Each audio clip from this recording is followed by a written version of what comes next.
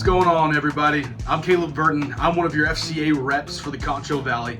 Hey, every week I put out a devotional for coaches and athletes in the area. I'm excited that you are joining me today as we seek to engage, equip, and empower coaches and athletes for the gospel of Jesus Christ.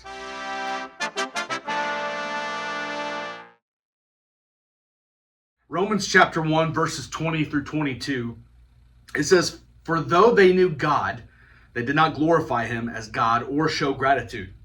Instead, their thinking became worthless, and their senseless hearts were darkened. Claiming to be wise, but they became fools." You know, as we wrap up 2024 and we're just a couple days away from stepping into 2025, I want to ask you this question. What does your heart desire for 2025? What are you chasing? What is the thing that you want the most? Is it more recognition? Maybe it's more playing time. Maybe it's better stats. Maybe you just want to hear more praise from the crowd. But what if I told you that even if you received those things that you feel like you deserve, I'm telling you right now, it won't fix the longing that is in your heart, that longing for more. Why is that? Is it at all possible that there is a deeper purpose for your life and for your talents? I truly believe that there is. The truth is that we were never made to hold our own glory. There is a God who made us, and he made us in his image for his glory.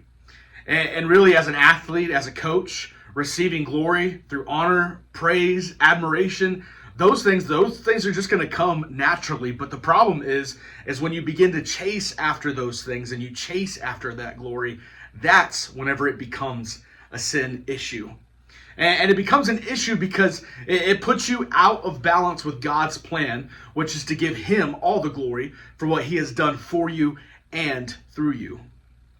Chasing after glory, it's nothing new. We see it all the way back in the beginning of Genesis with Adam and Eve in the garden, and then even with the people of Babylon.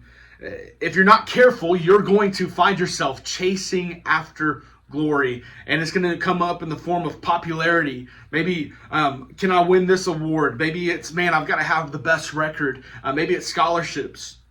But when you chase after those things to give you peace, sinful desires get birthed inside of you, and it pulls you from the Father.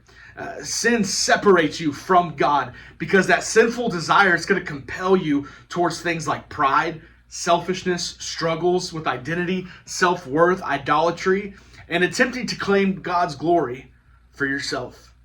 And here's why those things are wrong and sinful. It's because God did not create you to handle the weight of his glory. Instead, he created you to give him the glory and have peace knowing that Jesus is perfectly sufficient for every aspect of your life. So what do? Well, the first step towards true peace and fulfillment is acknowledging that you are chasing after something that God never intended for you. As you step away from the sin of pride and move closer towards him, it's important to remember, chasing my glory is a vain pursuit. It's never going to fulfill you, and it's not going to bring you any closer to God. But as you draw closer to God through the reading of Scripture, through prayer, through attending your church, you're going to receive a better understanding of the nature of God's glory. You're going to start to move from chasing your glory to reflecting his glory. And make no doubt about it, it is his glory that matters.